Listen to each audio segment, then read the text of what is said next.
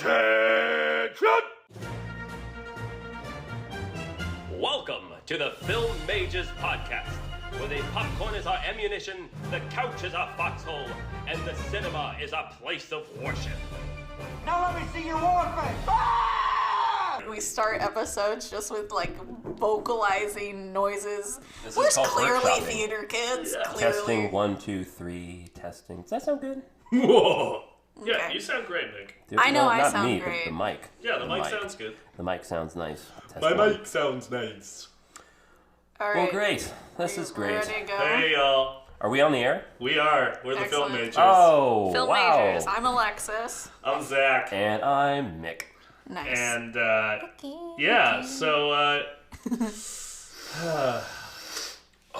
Here we right, go, Now I'm ready. guys. Now I'm ready. Oh, okay. You know what? I actually feel very vindicated because, like, I am super healthy right now, and both of you are sick. So it seems that possibly I may have a better constitution than you two. you're just patient zero. I'm patient zero. Yeah. I'm Typhoid Mary. Yep. You are Typhoid Mary. Yeah. Typhoid Alexis. Now I can stop calling you that behind your back. It's Oh, nice to have thanks. it out in the open. It is. Hey, you know, I just collected nicknames, you know, here and there. Yeah. That's just another one to add to the arsenal. It's better than Icky Mickey. Yeah, it's better than that one joke my ex told of me basically causing COVID. So, Oh. Oh, yeah. yeah. I I heard thought that. it was funny. Yeah, that was good. I think I was the only one that laughed, but... Well. All right, I like that that's I- punctuated with a sniffle. Jesus. Well, I don't know, guys. What's going on?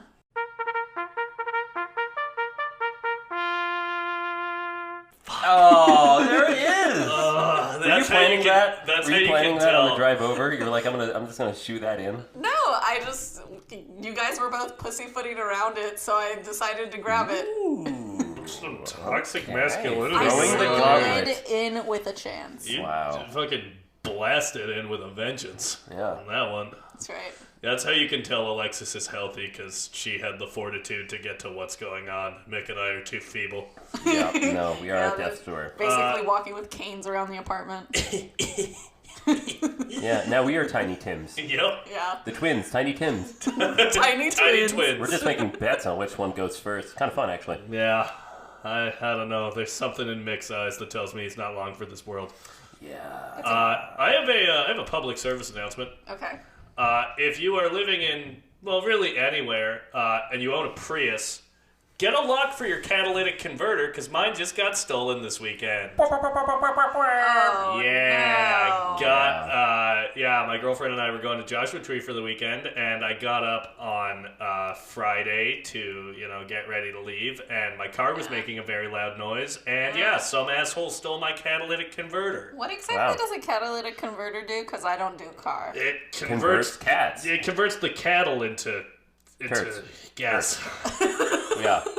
I mean, let's not get too technical, but that's roughly what it is. Yeah. There's more or some less. things firing off, right? Yes, there's very Yeah. precious metals inside. Yeah, Okay. I don't know what they do. adamantium and Mick, mithril. you've also gotten your catalytic converter My stolen cat was before. stolen at the beginning of summer. Yeah. Wait, okay, so I know at this point, including myself, 4 people this year who have had their Yeah, I catalytic actually converter know stolen. somebody else who is originally from my hometown, but they live in Koreatown now, and theirs got stolen too. They have a very similar car to the one you used to have, Mick. Well, the other 2 people that I know who had theirs stolen own Priuses. I think they're very popular to steal from a Prius. You know why? I don't You know even why? know where Why is it? I'm so happy we're talking about this. You know that actually the What? Toyota Prius is one of the most common vehicles to have the catalytic converter stolen in this you- country because they have 2 catalytic converters. Priuses, hybrids, have to have 2. Most other vehicles just have 1, so they're a prime target. And this was Car Corner with Mick. Car Corner, welcome to Car Corner. Car Corner, this is Car Apartment. I came out of the room the other day, and he was like, "Oh, hold on, let me just switch this episode." And I was like, "What are you watching?" And he was like, Top Gear. No, it was the Grand Tour, their newest show. I love that you know that about me, Zach. The fact that you can guess Top Gear kind of, bushes my tail a little bit. I have to say, I'm a little happy little bunny rabbit. I have a personal what's going on. Oh, What is going on, Alexis? What's going on? I got rear-ended this morning. Oh, fuck. Yeah, I did. I wanted to save it for what's going Oh my on, so I didn't God. tell anyone. Jesus, we're having fucking terrible car I'm gonna luck check now. my car after Bring this. it in. Oh, hold my hand, pal. Oh my I'm God. so sorry. Damn. I actually, as soon as you did that, I wanted to give you the bait. That's what I thought it Because I was. thought you were I know. asking for it. I'm so sorry. Here, let me have the boy. Let me have the boy. You Give me actually that, just give me wanted that. to hold my hand. Yeah, That I was wanted to beautiful. Thank support you. I feel supported. Wow, how did it happen? What? I mean, Oh man, it was really tragic because like normally when I'm going down Laurel Canyon Boulevard, I don't know, street, whatever avenue, who fucking cares? Laurel Doesn't matter. Canyon. Laurel Canyon, and because I wanted to go to the mall, as I do often, and I don't know, I was jamming to Taylor Swift. I was Karma, the new song Karma, and are you serious? no, I'm not shitting you. I was like Oh, wow. in the fucking vibe. Like I was literally just like stopped, waiting until the light fucking goes, and then somebody just fucking rammed me from behind, pulled off to the side. My car's, I'll be honest, my car's been through some shit, and it looks just fine. It's in good shape. It's still in good Oh, shape. thank God. Yeah, everything's fine. We did pull off. He didn't, I was like, it looks fine. It's fine. Good. I'm trying to go. But yeah, I have never been rear-ended before, and that it did not feel good. But I replayed the Taylor Swift song so that I could get back into the right vibe to go Right. shopping. Yeah. So Did it throws work? off the vibes. yeah, but it was great. It was great. Looked at my cardigan. Did Taylor Swift put you back into the vibe? Oh, she pulled me right back. Pulled me right back. It Well was great. done, Yeah. Taylor. Did you We get a love little bit of whiplash when you got hit? Was it like pretty It was jarring? like, yeah, Like a it was jolt? like I had like my head went forward a little bit, and I was like, whoa, okay, so I guess that's what it feels like to get hit from the back. Wow. I'm not even gonna touch that. You teed us up with that one. No one took the shot, so it's fine. Somebody took the shot. Yeah. Someone hit a home run. Someone hit a home run. Someone hit a car today. Yeah. Wow. Someone hit me, so. I think I speak on behalf of all the Film Majors listeners everywhere. Really, wherever you might be. We are so happy that your car's okay. Yeah, just for future reference, if you drive down Laurel Canyon, please, it is a Taylor one Swift. lane. Fucking pay attention, because that's all that I fucking do. Yeah. So, great. Yeah. Good. Don't hit Alexis with your Don't, car. specifically, don't hit me. Don't hit me. Yeah. And don't steal Zach's catalytic converter. Yeah. Oh yeah. If You know who you are. Yeah. If you are the person who stole my catalytic converter, We know you're listening. To Yeah, this. I'm bastard. based out of Van Nuys. You can come and meet me at the Super King on the corner of Sherman and Van Nuys. It's pretty close, and you can knife fight me. You can Oh. knife fight me. I'll A fight you street with fight. a knife. Yeah. Yeah. Yeah. I don't believe in calling the cops. We're not gonna try to fucking lock someone up for their whole life just for We're a not petty trying to crime. have somebody have the worst Worst day of their job. So yeah, no, just show up at Van Nuys and let's fucking knife fight. I'll like be there to the mediate. I'll be yeah. your second. Yeah, like the Sharks and the Jets. Let's Yeah. fucking go. Great. I'm literally just imagining you like doing the little dance And then getting up to the stabbed knife to fight. Yeah, just immediately bleeding out. In the When Super you're King a market. jet, you're a. And you are so loud. And Sloane's grandmother's appreciating it. Yes, my girlfriend's great grandmother. If you're listening, Great-grandmother. yeah, if you're listening, Bernice. What's so great about her? Maybe we Oh, should. she's a great lady. Oh, nice. Well, maybe we should reframe this podcast as if you have hearing problems, you probably can hear Zack just fine. Yeah. So speaking of West Side Story, What? Okay. I Speaking went- of West Side Story. yeah, I went and saw Steven Spielberg's latest film, The Fabelmans. Oh, how was it? I loved it. Yeah. I think it's kind of incredible. Okay. There's so many fucking great performances in that movie. I mean, What's your Steven favorite? Spielberg. Who's Yeah, my who's your favorite? performance? Who's I don't your want to favorite? fucking rank them against each Come other. on. I don't know, the Gabriel La something. I don't know. Oof. Good choice. Yeah. Yeah, that's good. the kid who plays Sammy Fabelman is really great. Seth Rogen, as always, is a blast. And there is a I don't want to spoil this if you don't know that there's a certain famous director playing a different famous director in this movie. I didn't know that. Well, No, I'm not don't gonna say. spoil I'm it. not gonna say who it I is. forgot what the premise was. It's sort of Spielberg's autobiographical movie. It's How he came up. Yeah, it's a fictionalized version of his childhood Okay, and interesting. how he fell in love with filmmaking. A movie about movies. Yes. Love it. Living for it. Yeah, made by, you know. I have PTSD from that because of the movie we just worked on. the literal. Yeah, well, you know, if you're gonna make a movie about movies, you might as well Be Steven be Spielberg. the guy Be who Steven fucking Spielberg. invented the blockbuster. Yeah. Yeah, it's pretty great. Steve, I'm glad that we have gotten past the sort of era of film criticism where people were like, oh, Steven Spielberg, his movies are so saccharine, they're so sincere. It's like, yeah, and they're fucking great. Fuck you. Don't shit on Steven Spielberg because you're wrong. We should talk about bad Steven Spielberg movies at some point. There aren't that many. I still need to see Ready Player One. No, you don't. There it is. There it is. I fucking Yeah. That's the thing about a bad Spielberg movie is it's extra infuriating because you know he's so good. Yeah, they kind of extra stink just because you know who did it. Yeah. True. Okay. Well, that's great. I'm glad you like The Fabelmans. I Yeah. can't wait to watch it. Yeah, On the big screen. The Fabelmans. I'm still trying to see Armageddon Time. Yes. Yeah, that's yeah, another same. like James director Gray, right? autobiographical movie. Yeah. Yeah. Oh, I didn't know that was Make good sense. auto. Make good sense. Yeah. biographical. That's Everybody's doing it. Yeah. Jump on the bandwagon. I think Ride I those think Sam coattails. Mendes kind of did a similar thing too. Oh yeah, the what's it Empire called? of Light. Empire of Light. I'm gonna be honest. I kind of have no interest in that movie. Yeah, I'm excited to see it ish. Because it's Roger Deakins. Roger Deakins, baby. Well, yeah, it'll look great. And Olivia Colman too. That's Oh, also yeah. a Love poll Olivia for me. Colman. I love that. That's good. I also watched a recent release, Lindsay Lohan's "Falling for Christmas." Oh, the Christmas movie. Yeah. Was it good? No. It is insane. Can Really, a I title like that? It should be a classic. can I give you guys the premise of this movie? Lay it on us. This like trust fund lady goes out on love it like already. a ski trip, and then meanwhile Very a little relatable. girl who is lives at a less successful ski lodge than the one that Lindsay Lohan's dad runs wishes for a new mom because her mom is dead. And then Santa Claus grants her wish by blowing Lindsay Lohan off of a cliff and giving her amnesia. It's a lot like it's Overboard? it's a very fucking similar setup to Overboard. Interesting. Okay.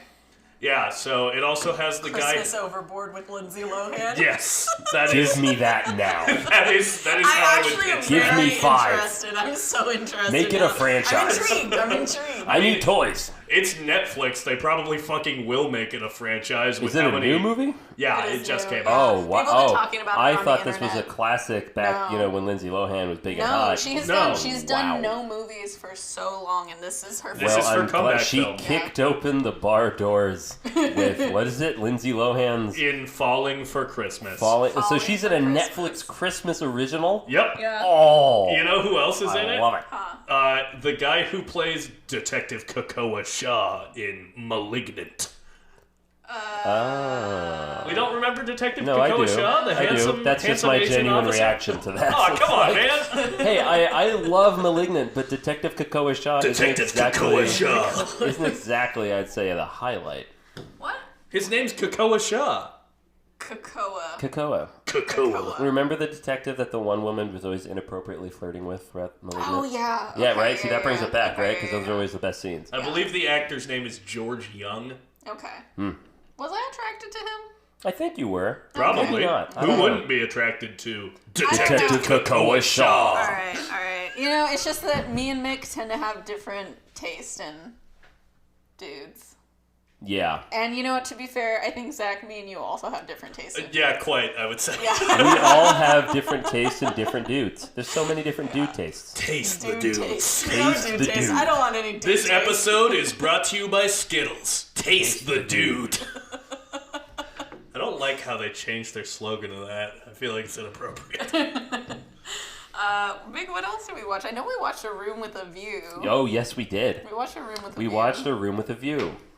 Great. I really liked that movie. I've seen it a few times, yeah. Daniel Day-Lewis. Daniel Which, Day-Lewis. by the way, oh my God.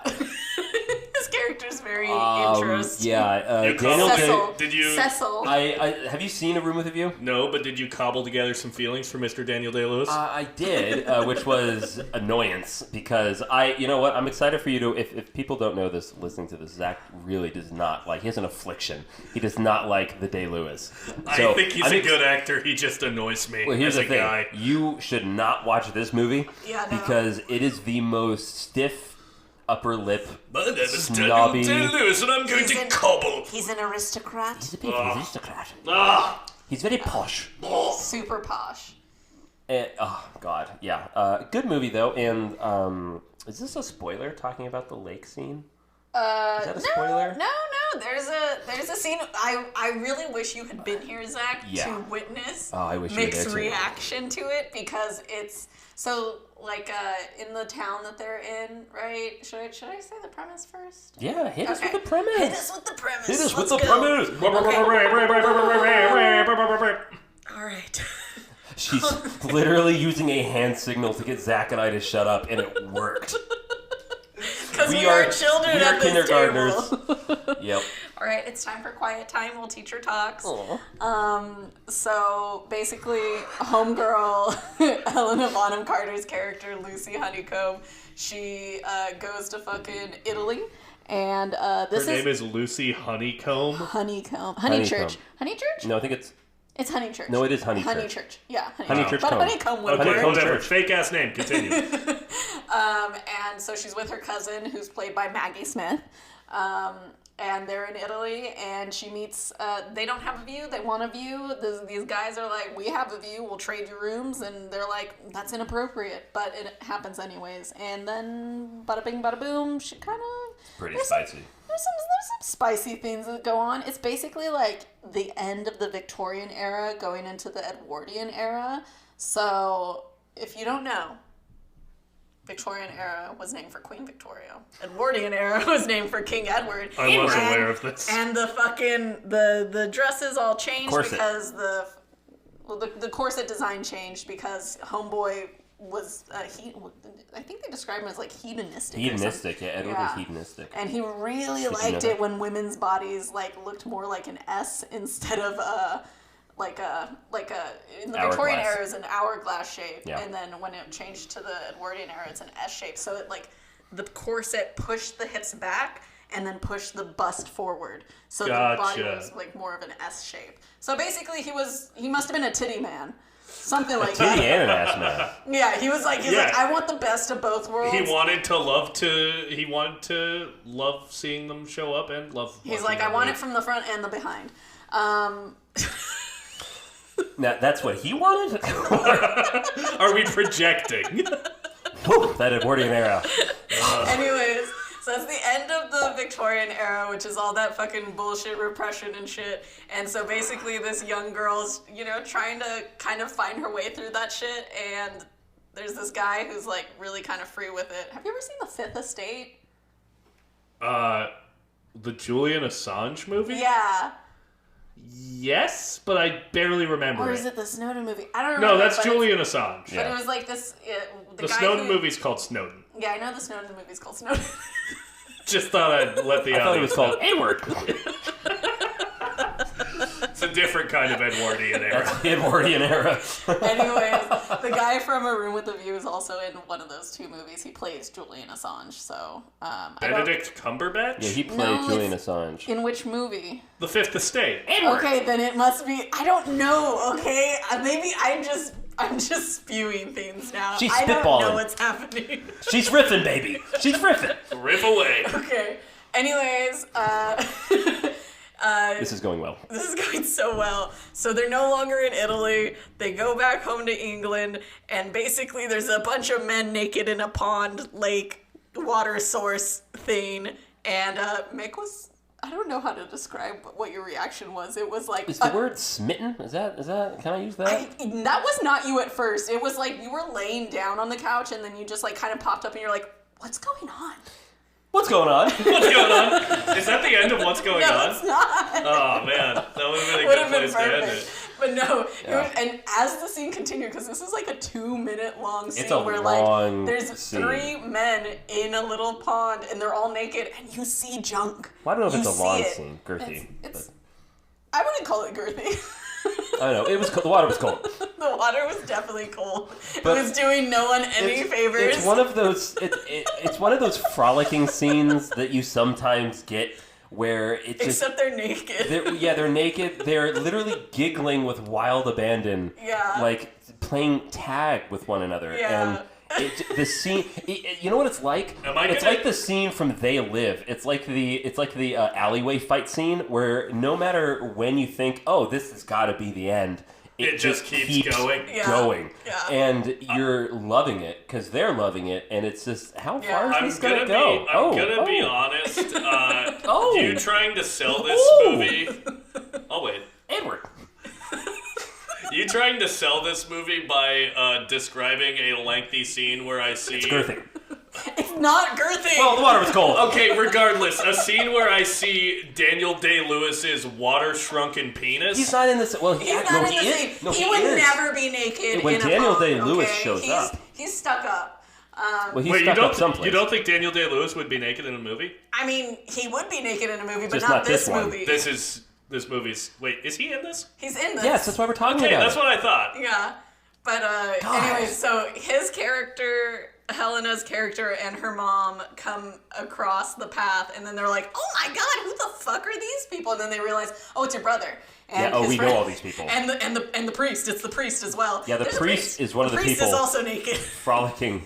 Goddamn. Again, this is Mick none was of like- this I want to see. Mick was like, "Is this gay? What's going on?" What's going on? What's going on? Is that it? Is what's going on over now? No. Fuck. You did it twice. I know. It was a false end, false start, Wow. false contractions. Good. I don't know. Oof. You should have stopped sooner.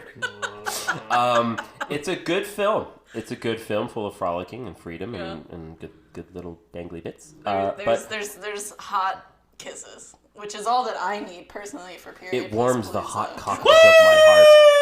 Okay, Period Piece Palooza, we love it.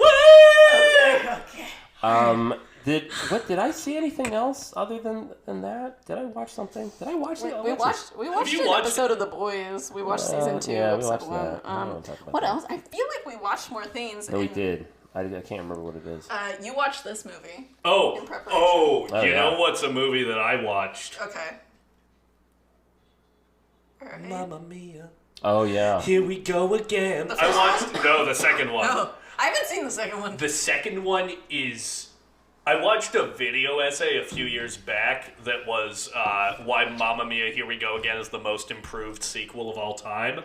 And having seen it, I fully agree. That is like a real ass movie. The first Mamma Mia, very entertaining. Yeah. If you're drunk.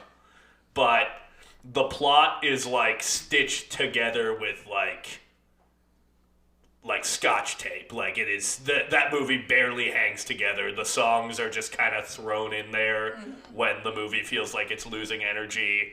So it's a musical. It's a well, no, Mick, because in a good musical, the songs serve a narrative or emotional function. Oh, and God. in Mamma Mia, Here We Go Again, those songs. Here we go again. Yeah, With no, you, here we go again. you're bringing down the vibe. Yeah, those songs absolutely serve a narrative function. You get to see Lily James become a motherfucking movie star in that movie. She's so good. Which movie? Mamma Mia, here we go again. The sequel? Yes. Oh. God. I didn't know if we were still in the first one. No, I moved on. Oh. Are you a little sick, Mick? I am. I'm stricken with consumption. Yeah, so Mamma Mia, Here We Go Again is the Citizen Kane of wine mom movies, and I highly recommend it. Okay, great. I love it. I feel like maybe we didn't watch a lot because we were working last week. Yeah, possibly. Fuck. I feel like we did something, but who knows? It's gone in the wind. I don't even know what's going on anymore. Oh, that's a good film. I don't even know what's going on anymore. Have you seen Gone with the Wind? Yeah, I've seen Gone with the Have you Wind. seen Gone with the Wind? No. Yeah. Yes, you have. No, I haven't. Really? Yeah. I don't believe you. I haven't You seen know it. what? Frankly, my dear, I just don't give a damn. Oh! Let's get out of what's going on. Button the fuck up.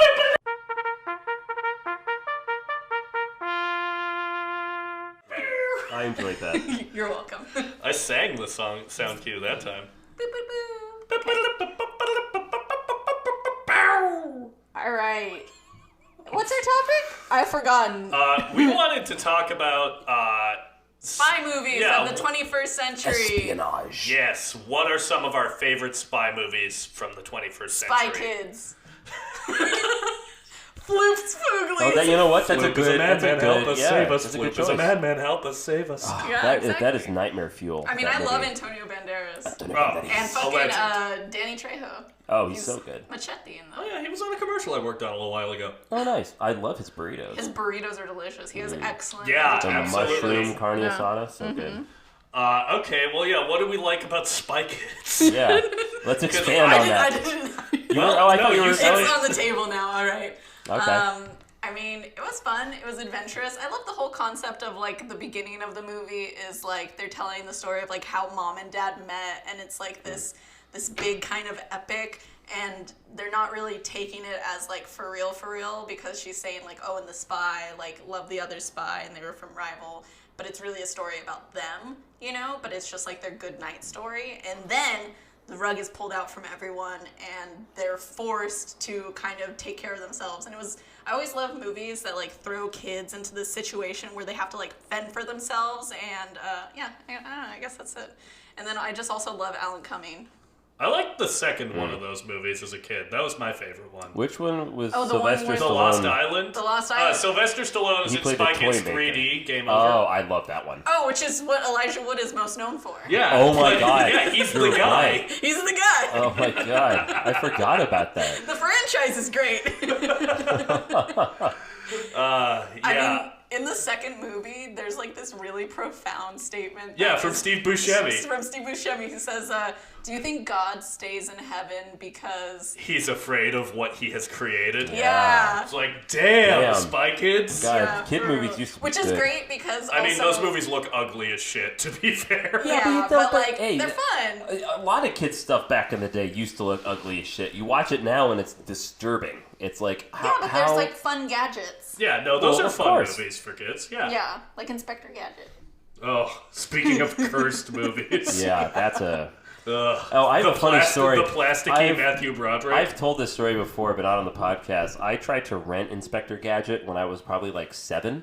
I went to the video rental store, and back then they would pull from... It wasn't Blockbuster. You'd have all of the boxes out front. You could see what you were getting, but in the back, they were all unmarked boxes, and they just had little notes on the side. Yeah. So I rented Inspector Gadget. So I come back, and they hand me a VHS. Okay. And so I go back home. My mom drives me, and I put in the thing. Obviously, if she drove me, I'm 7. And I start watching this movie, and this black cop is there, and he's kind of skulking around, and he's looking really stressful. And then there's this woman, and all of a sudden, there's sexual assault, like right on screen, immediately. Yeah. what did you rent? What? The Inspector.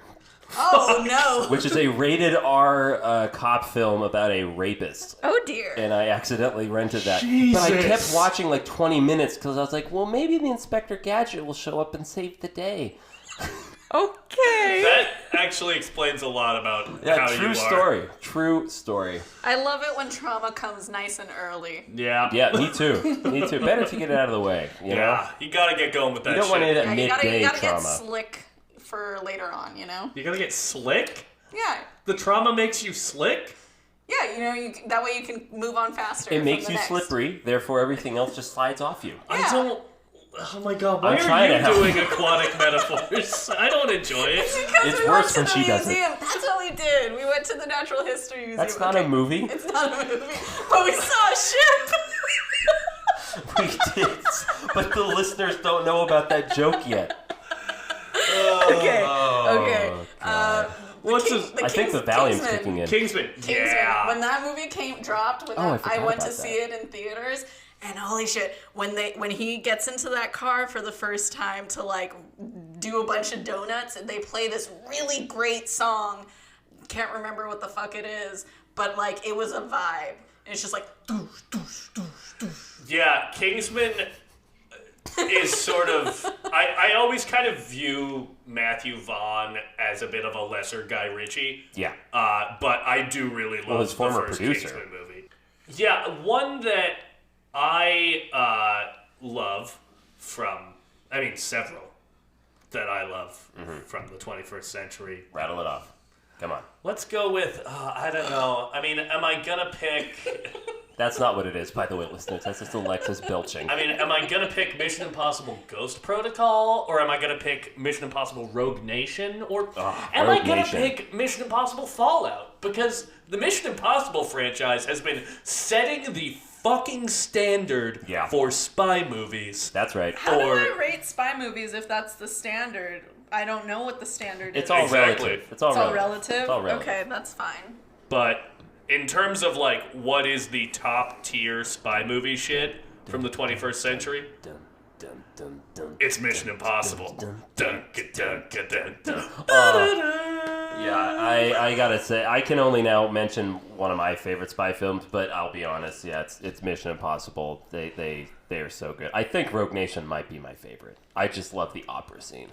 It's so beautiful. It's so classy. You don't see that in your big budget action films. There's this big sequence at the symphony orchestra. It's just they so are good. They are very, like, old school movies. Very old school. They're shot on film. Real stunts. Yeah, real stunts. Buster Keaton type stuff. Yeah, and like, yeah, even the music feels very like old school. I don't know how to explain it. Well, I love that they've always kept the I hope I'm saying his name right. The Lalo Schifrin. Is that how you say his name? Lalos, I think. Lalo. Anyways, Slavoj Žižek? Yeah, Slava Schleppen. He did the original theme for the TV show, and he's done so many. He did the Dirty Harry theme. He did the theme for The Caveman, starring Ringo Starr. Good film, even better score. Cool. Dennis Quaid's in that. All right. Great. How do you guys feel about Charlie's Angels? Oh, Charlie! That's not it. It is. Okay. That's from the TV show. Oh, okay. Well, we weren't going... That's not the 21st century. Oh, I thought you were talking about the hit sitcom. We're talking about the 70s? No, not from the 70s. We're talking about the Mick G movie? We're talking about Cameron Diaz. Directed by Mick G. Okay, I don't know who that is. He directed Charlie's Angels. Okay, great. I love it. Good. I think it's all right. I've seen it like once. I feel like that was just like... I feel like that movie was a lot of things for me. I feel like, number one, there was some sort of sexual awakening that was going on in those movies. Yeah, Bernie Mac. For sure. You got Cameron Diaz. Okay. No, it's not Bernie Mac until the second one. He's in the second movie. It's Bill Murray in the first movie. Even better. He plays Bosley. Great. This is great. I love it. But Cameron Diaz, she dances in like Spider-Man underwear, I think, in the first movie. Is that it? I think it is. Yeah. And then at some point, Lucy Liu is in like a leather outfit with a riding crop that she like slams on a desk, and I'm like, holy shit. God, Cameron Diaz did some stuff for me too in The Mask. Ooh, I bet. Yeah. She was slamming. What a fox. What a lady. Great movies. But what about The Bourne Identity? Yeah, the Bourne movie. I really enjoy the Bourne movies. You know, I grew up watching those because those are like some of my dad's favorite movies. So I've seen those movies like 10 times. Those are motherfucking dad movies to a T. Oh, absolutely, 100%. There was, I think in 2020 on the 4th of July, my dad and I watched a marathon that was on, I don't know, TBS or some shit, that was Born on the 4th of July. So it was all of the Bourne movies, and we sat down and watched every single fucking Bourne movie. Wow. Wow, that's a lot of Bourne. Yeah. Ooh, Mr. and Mrs. Smith. I watched Bourne. I've never seen that. You've never seen it? It's spicy. You know, when I saw it for the first time, I was like, holy shit. Sexual Brad tension. Pitt and Angelina Jolie had the most incredible chemistry. Yeah. So. And what happened? I was like, they should have a they problematic continued love to have affair. chemistry is what happened. And then Brad Pitt abused Angelina Jolie, allegedly. Like, brutally. Oh. Yeah, sorry to bring the mood down, guys, but it's been in the news lately. Actually, I've been hearing about that, too. Come on, Mr. Pitts. Yeah. Well, we can think about a lighter time before any of that happened. Yeah. Mr. and Mrs. Smith. Yeah. Who directed Selective that? remembering. No idea. Yeah. Yeah, exactly. Like all people with trauma, That was selective a remembering. Doug Liman movie. Oh, Doug Liman. Yeah, Doug Liman. Yeah, Who's he Doug also, Liman? He did Edge of Tomorrow. He did. I think he did the first Bourne movie. Oh, he did it. Okay. He also directed it. All right. Yeah. Yeah. What else did he do? Did he do Night and Day with Tom Cruise? And no, God, who was that? That's an okay movie. That's about spies. I love it Alright. when you guys like The start 21st flinging out century. names of people in movies, and I'm just like, I have no idea what's going on. You ever played the Kevin What's Bacon going on? game? No. What's the Kevin Bacon game? So you name an actor. I'm so glad we're so on topic. Of No, I this. know, me too. You name an We've been actor, naming movies, and okay? then in it you get like a certain. Apocalypto. Right there, you go. Oh, okay. So if I give you a name of an actor, if I go like Jeff Goldblum. Oh, you- The Fly. Right. Yeah. Okay. Good Not what the start. game is. But good start. So basically, you start thinking of every movie that they're in, which is in a movie with somebody else who was in a Okay. movie with Kevin Bacon, and and then you count how many movies does it take you to get back to Kevin Bacon, Okay. and from that we move on. And I would not be good at that game. I might be good at that game. It think depends you would on be. who you named. It depends on who you named, and I'm going to guess that any of the people that you name, I will have a tougher time with. And actually, I feel like I would probably screw you guys up. So maybe we should play that sometime. We should have a live I Kevin literally- Bacon game on the air. I Yes. have a Is that a card. mini episode? Can we do a mini episode? Yeah. Ooh, yeah. We could have the Film Majors miniseries. I The have. Kevin Bacon Files. Well, I have a card game that's basically that game with just any couple of actors. Could we call it the Kevin Bacon Bits? Bacon Kevin bits. Bacon's Bacon bits. bits. No, that's it. Bacon bits. That's what it's called. And it's Ladies named and for gentlemen, Kevin you Bacon. just heard brilliance live on the This is air. called workshopping. This is basically a writer's room. I'm Yeah. so brilliant, it's almost frightening. We're riffing. We're riffing, Right. we're tiffing, and we're getting ready to say my favorite spy movie, which, is there even any competition at all? Okay. Is there go, any other go option? on. You gotta drop it. Casino Royale. Yeah, Come that's on. pretty great. Come on. It's probably, I mean, I really liked Skyfall when it first came out. I Is it still just do because love of all the Skyfall. Aston Martins? Is it just because of the helps. cars? No, but it really helps. It really helps keep my attention and focus because my eyes like just Top kind of Gear? go. Yes. God, I can't believe we said that on the podcast. Yes, I watch Top Gear. Okay, Like all the time. and the Such a Grand dude Tour. thing. Okay, no, Casino Royale is so good. The black and white opening fight scene just is a great, because you have to remember the context of when this came out. Yeah. Before then, everyone had kind of said that the 007 franchise had jumped the shark Yeah. with the Pierce Brosnan era. Yeah. And it gotten super cheesy, super over the top and glitzy and glammy. And so this movie comes in with a black and white, shaky cam. Yeah, really like Bourne gritty fight. Bourne inspired opening. Yes. You know, I will admit, because I saw a couple of the Brosnan. I saw one of the Brosnan movies in theaters with my dad, and I will admit that Daniel Craig is just a much classier version. I don't know how to describe it, but yeah. I feel like, I don't know. I feel like Daniel Craig could actually win the fights that I'm seeing him in, whereas Pierce Brosnan, I'm like, hey, you know, you're cute. It's Is Ava Green in that Yes. one? Yeah, she's Oh, in I Casino love Royale. her She's so probably one of the best much. Bond girls. She is phenomenal. She is pretty She's fucking great. gorgeous. She's a great Amazing. actress. I find it interesting. Sorry to steer us out of this, but I find it interesting that Martin Campbell rebooted the Bond franchise twice. What did he do? He did GoldenEye and he did Casino Royale. So he did the first Brosnan They movie brought him back. and the first Daniel Craig movie. Wow. And he's not a director who I think of as having a super distinctive style, but Didn't he do Mask of Zorro? yeah, and he did Mask of Zorro. He's made some really good solid movies. Sometimes you just need a workhorse director. Yeah.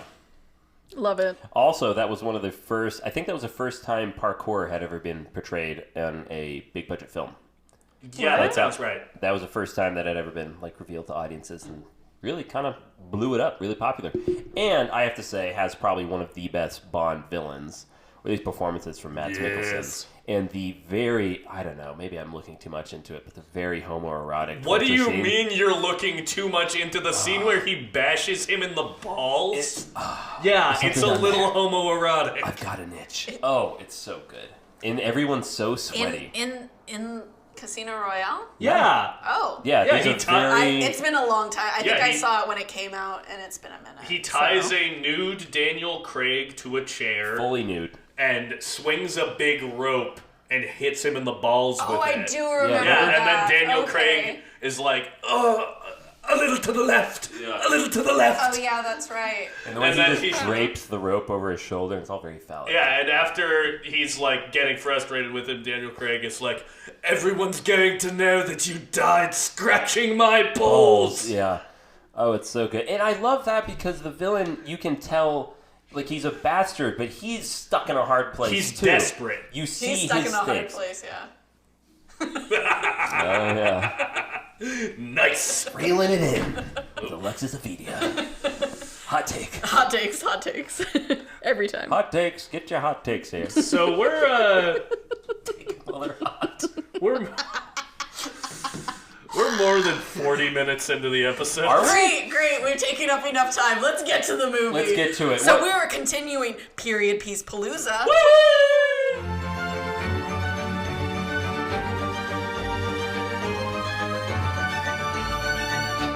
Great. I'm so excited. And what was the word? It was a C word that we used to come to Compromise. a compromise. I love compromises, except during my month. I don't love compromises during my month. I want everything my way or the highway. But unfortunately, here we are with Tinker Tailor Soldier Spy. I am surprised. Well, I guess I'm not surprised that you guys didn't enjoy it because it is a slow film. It is a film with a lot of jargon in it. And for the first, I love jargon. Yeah, What Mick are you likes talking jargon. about? That's not the reason why for he the didn't first like it. 30, 40 minutes, I was kind of struggling to get into it. Yeah. But there was a point, I think it's during the Ricky Tarr storyline, where it all just sort of started to click for me. And from that point on, His story was definitely the most interesting. from that point on, I was completely into it. Well, you know, the funny thing is, before we started recording this, Zack said he enjoyed it more on a rewatch. I said I enjoyed it less. I'd seen this before. Yeah. And I remember the first time I saw it, it was the Ricky Tarr storyline that's played by Tom Hardy that really kind of grabbed me and what made me remember the film. However, on a rewatch, I don't know, maybe just from the perspective I was watching it at the time, but I was just like, okay, a lot of men with man things, stakes that I don't really care about, and then, there's a woman. Good. And then there's a wife, and then you never see her face. and then No, she's dead. never see the wife. And then they kill her. And I'm kind of like, okay. Great. There's no I love spice Mark in Strong. this. Love Mark Strong. Mark He's Strong's great. He's also in The Kingsman. So Yes. yes. Running the spy genre. Can I just bring it back to A Room with a View really quick because I forgot to talk about this. But Go for it. Mick specifically pointed out how gorgeous the wide shots are, and there are many, many, many scenes in A Room with a View that are honestly just so gorgeous. They're basically paintings. If you ever get the chance to watch it, please watch it. It was nominated for Best Picture in 1985. I believe this was nominated for Best Picture as well. That's In great. 1985? No. But yeah, it was nominated. It won for a bunch of other things like Best Adapted Screenplay. So if you ever get a chance to watch it, it's gorgeous. Helena Bonham Carter is very young and adorable, so love it, living for it. And Judi Dench, because you can't have a period piece without Dame It can't Judi be a Dench. and that's why Tinker Tailor Soldier Spy is not a period Yeah, it piece. failed. Because It where's failed. the There's Judi no Dench? Judi Dench. Where's the Dench? Oh my god, we're lacking a stench of dench. That should have been my theme for the movies. I should have been like, there has to be Judi Dench. I want to get denched. Let's turn everything into a verb. That sounds good. Bundy, Denched. Denched. Let's go. She got bundied, I got denched. Oh no, it was a good time. So, speaking of films with beautiful cinematography, though, I genuinely think this is a pretty gorgeous movie. And I think that it's impressive that it's so gorgeous because it's so intentionally drab. Yeah. I really like this as a departure from a lot of other spy films because, you know, I'm really glad you said this. Spy films typically are really glitzy, globe-trotting, like big set pieces, lots of different like locations, and this is a movie that takes place in a lot of gloomy-ass houses and offices, and they costume the characters to melt into those backgrounds because they're spies. They're supposed to be unobtrusive. Yeah, I agree with you actually on that. Doesn't matter if you're in Istanbul or if you're in London or if you're in Russia. Every place just looks like a fucking shithole. Because it is. I mean, that's basically the energy of this film that partly made it difficult to watch, that I'm kind of touching on, but it's like, look, all of these different characters and all these different sides are holding all of these cards, supposedly. But really, no one has a real fucking hand. It's just a bunch of people chasing each other's tails, chasing each other's shadows. And that's what the Cold War was. Yes. That's what espionage was. It was just a bunch of bored Secret Service agencies from all these different competing countries that were just, fucking each other, essentially. That's the thing that it's not as entertaining. That's the thing that I really love about this movie. Like, I don't love the movie, but I really enjoy that it's so fucking pointless. All of the little moves everyone is making. It's like a Coen Brothers film. Yeah. It's not funny. It's all meaningless, very and nihilistic. yet it destroys so many lives. Movies. Yeah, no, the Coen Brothers movies tend to have more energy than this. Oh, well, fuck. I mean, like Burn even After Reading. like, That's a good spy Inside film. Llewyn Davis. That movie is basically about nothing, but I love that fucking. Which movie. looks very similar to Tinker Tailor Soldier Spy. I love the grain on this film. Yeah. I love the grain. We've got to shout out Mick's boy, My boy. Hoyte van Hoytma. Hoyte van Hoytma. Yeah, He's the DP on this movie. When I worked with him, I told him that, I don't know if I should have, but I told him that my favorite work that he'd done was Tinker Tailor Soldier Spy. I love how layered it is. There's a bunch of shots which could have been done differently or more conventionally, but when you're spying on other people, the voyeurism of this film, he places the camera very high up on rooftops, and he shoots over a ledge. So you get a little bit of the ledge in that corner, and then you get a little bit of the ledge of the other building in the bottom part of the frame. And it's just all these different layers, and then in it you can kind of make out the little scene that's happening, which is really cool. It makes you really focus. And I agree with you, the whole drab thing. What is so good about the aesthetic of this film is it really captures the smoky, musty vibe of the late 60s, early 70s. It looks like it's from that era. It doesn't look like a modern film that's trying to recapture that. It genuinely looks of its time, which is really well done. And then the rooms that have color in them are so fucking scary, in my opinion. Particularly the scene where Mark Strong is talking about how he was tortured by the Russians. Oh, and with you the see baby him, audio? And you see him being kept awake in this garish pink room. Yeah. Like, that room and the like, control room at British intelligence, where there's all this backstabbing going on, and Benedict Cumberbatch gets dragged in there and threatened. Mm-hmm. Like, the rooms where there are color are jarring because the rest of the movie is so gray, and they immediately signal danger. Yeah. So I really love that aesthetic choice. I enjoyed the fact that there is a little bit of queer representation with Benedict Cumberbatch's character. And Colin Firth as well. Firth and Mark Strong. Yes, yeah. There, in general, there is a lot of that going on. Just a man love.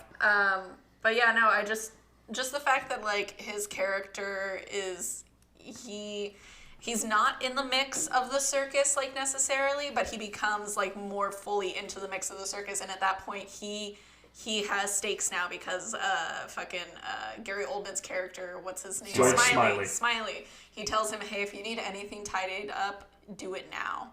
And so he has to go home to his partner and basically break up with him without giving him a reason because, of course, his partner doesn't know what's going on. And he says, if you're in love with somebody else, just, like, tell me. And he can't say, no, I'm just trying to be good at my job.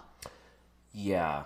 Again, it gets back to the sort of pointless yeah. destruction Yeah. that this whole circus causes. That's what I said Pointless during that destruction scene. of just the whole era, I'm I like, think, is maybe what it is. Dude, yeah. it's not worth it. This life is not worth it. I mean, Tom Hardy, what's his name? Ricky Tarr. Ricky Tarr. He's Some like, you know great what? fucking names in this Yeah. movie. Smiley, Control. When he comes back from Istanbul, he's like, you know what? No, like after this, I'm done. I'm getting a family. I'm not gonna end up like you sad fuckers around here. Because he sees it. That's fair. Because that's the life of these spies. You know, they can't allow that kind of vulnerability into their life because then that can be used against them, and it can be used against a person that you love. Which is essentially the main kind of conflict between like Smiley and Carla, is all because he originally kind of vulnerably, accidentally let him know that how much he loves his wife, and that's how they're able to get to him and, you know, kind of turn him off kilter, is because of his darling Anne. I think that, that's such a good detail that, it's earlier in the story, he tells this story about how he met Carla, and then that becomes like, how we bamboozled you in the first place was because you gave up this information. Yeah, I had seen this movie before. I remembered that, I mean, obviously spoilers, but that Colin Firth is the mole, Bill Hayden, but I forgot the whole element of him sleeping with Smiley's wife, and that being a ploy because of the whole Carla story. Yeah. Carla gets Smiley's lighter that says, "To George, with all my love, Anne." Because Smiley is a man, well, all of these people are supposed to be looking at information objectively. And by sleeping with his wife, he now can no longer look at Colin Firth's character objectively and can only ever question, do I think he's the mole because of that? Or am I actually seeing that maybe he is the mole? Yeah. Bias.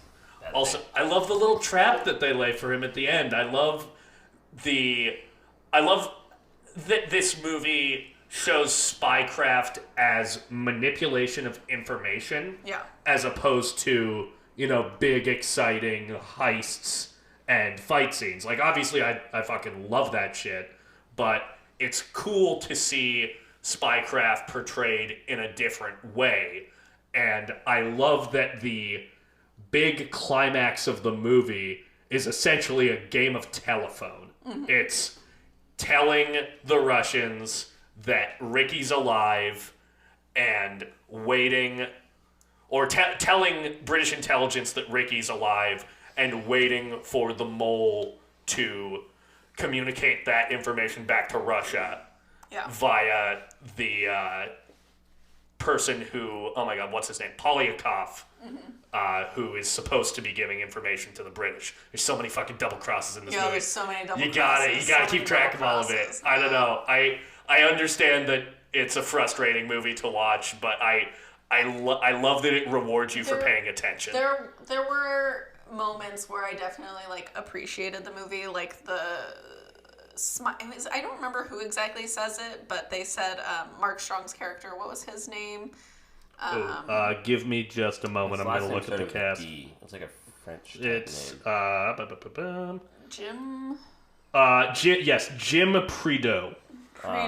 Okay, yeah. So basically, somebody said that because obviously he went on this trip to Budapest to do something right, and that's where he ended up getting shot, and everybody thought he was dead, but he wasn't. He was just with the Russians getting tortured. Blah blah blah blah blah.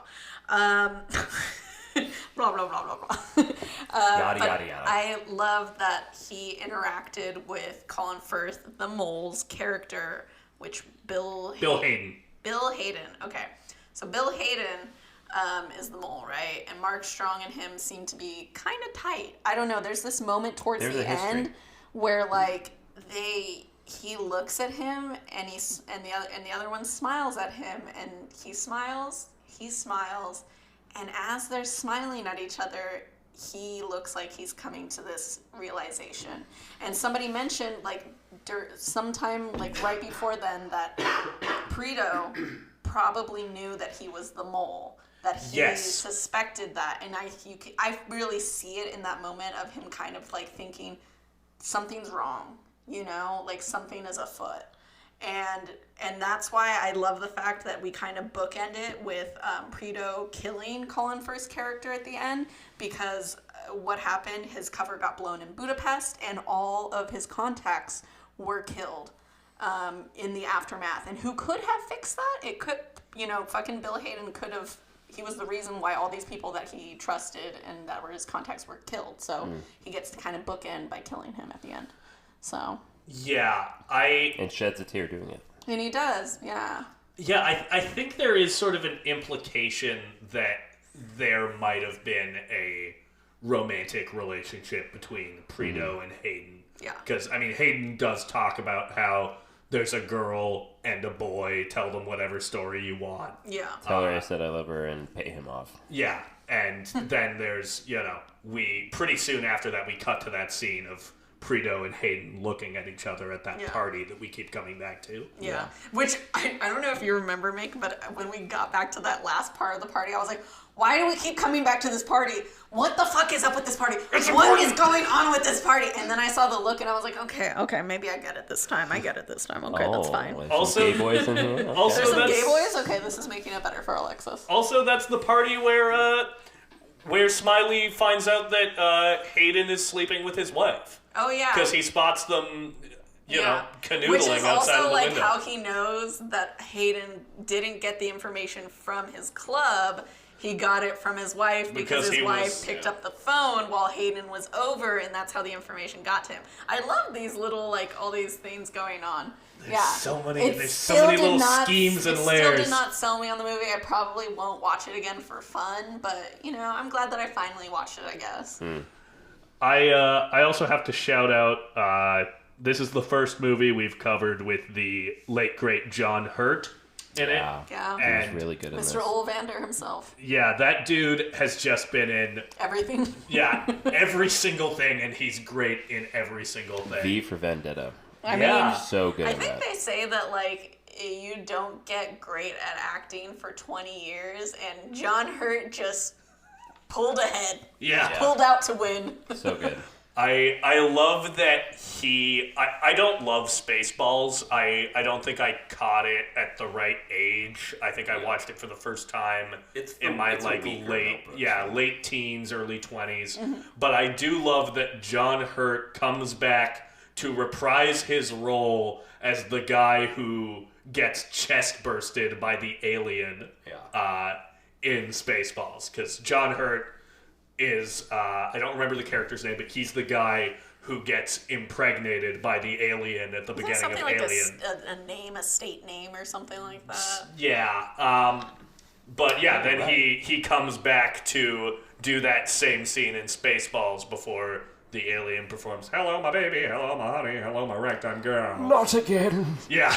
Not again. Oh, his name's Kane. Never mind. Kane, right. I'm wrong. Right. Oh, the other guy was Dallas. That's why I'm thinking. Yes. Okay. Another line. I know you like this line. Another line from. Oh my God, he's in Hellboy too. Sorry. Yeah. That's right. He plays the dad. Yeah, I fucking love Hellboy. I had to shout that out. I was Another looking at John line Hurt's from filmography. Tinker Tailor Soldier Spy that was really good was Mark Strong's character when he's sitting in his little caravan, and he's a school teacher by day, it looks like, and that little kid Bill comes down who has no friends, he's very lonely. They're talking to each other, they're connecting, and I think he calls him Bill the Watcher. You a good watcher? I bet you're a marvelous watcher. All of us loners always are. Yeah. And that's a really good line. That made me so sad when he turned him away at the end. It made me really sad. Well, it speaks to how you have to be just this sad little hollow shell if you want to be. Make connections. Yeah, if you want to be actually good at this job, and you see it again and again in this movie. Yeah. Just literally burning bridges, or just distancing yourself from people, or bringing because Ricky Tarr literally gets this incredible connection to this woman, and he ends up getting her killed. There has to be a motive and he never knows. Relationship. He never finds out. Oh, that's true. He doesn't ever find out. Yeah. Arena, right? Yes. Yeah. Yeah. R.I.P. Arena. Pour one out. Yeah. God. Sorry, I'm just looking at John Hurt's filmography right now. It's incredible, I'm it's sure. blowing my mind. He's in a lot. Snowpiercer as well. Oh, yeah. Right. Only Lovers Left Alive, which you guys Right. watched. Oh, yeah. The Elephant Man, which I still need to see. I still need to see that, too. Yeah. Yeah. Good God, movie. that should Good be, movie. man.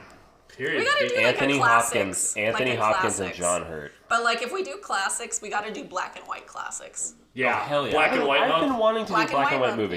Yeah.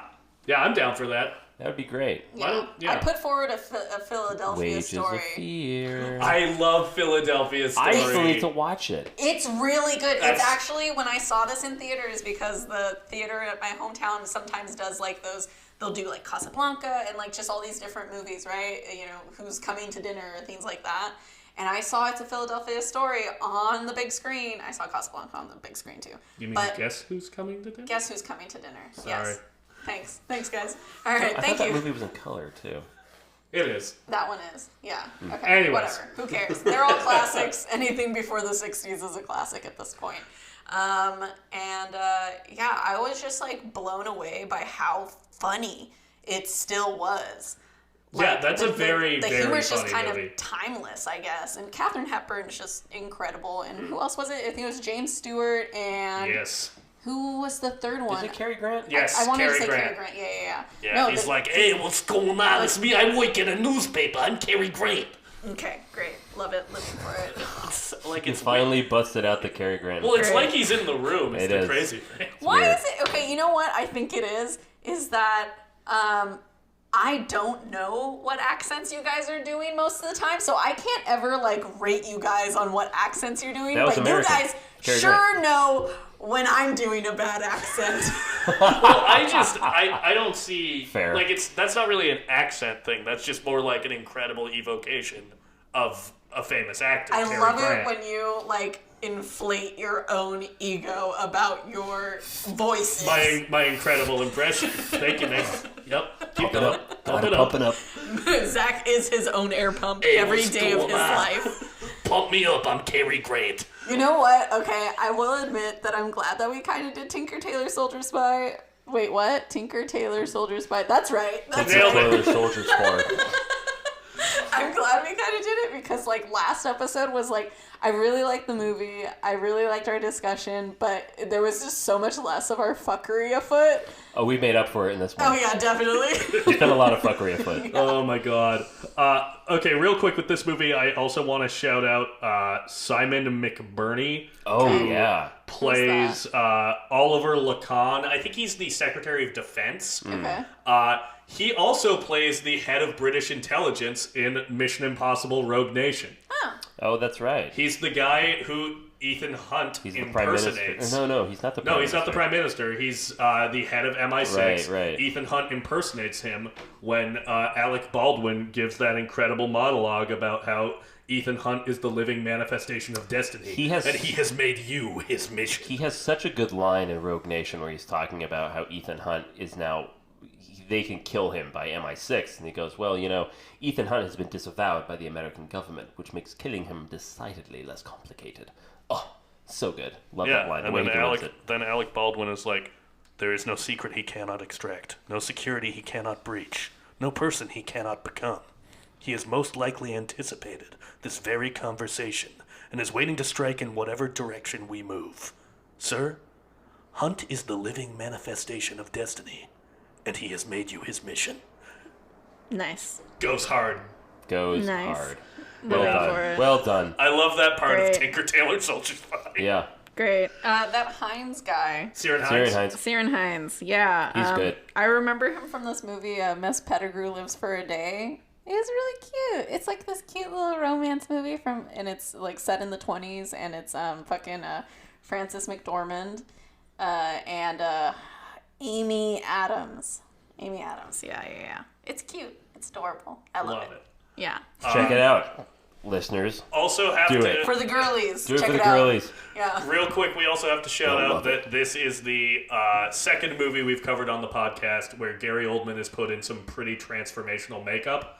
Because, I mean, he still looks like himself in this, but very convincingly, decidedly older. Yeah. He looks like a Gary Oldman.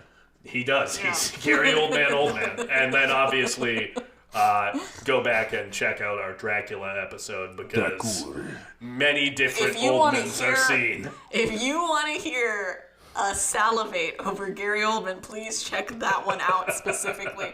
And bring a towel. Yeah. Yes. Because it's going to get wet. Spill on aisle 4. Dracula. Do we have anything else about Tinker Tailor?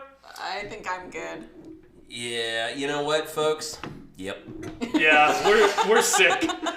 We're sick. Let's make this a shorter one.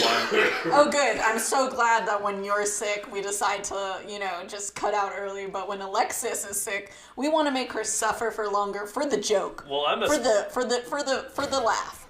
I'm a special dainty boy. I need to be taken care of. He only says that. This really ties into our Zach, last episode where women just bear their pain in silence. You only say that because I tell you that every morning. Yeah, no, I wake up. They're words of affirmation. And Mick goes, "Good morning, my special dainty boy. Are you going to take care of yourself today?" Yeah, no. And I go, "How did you get into my room? I always locked take the care door." of you.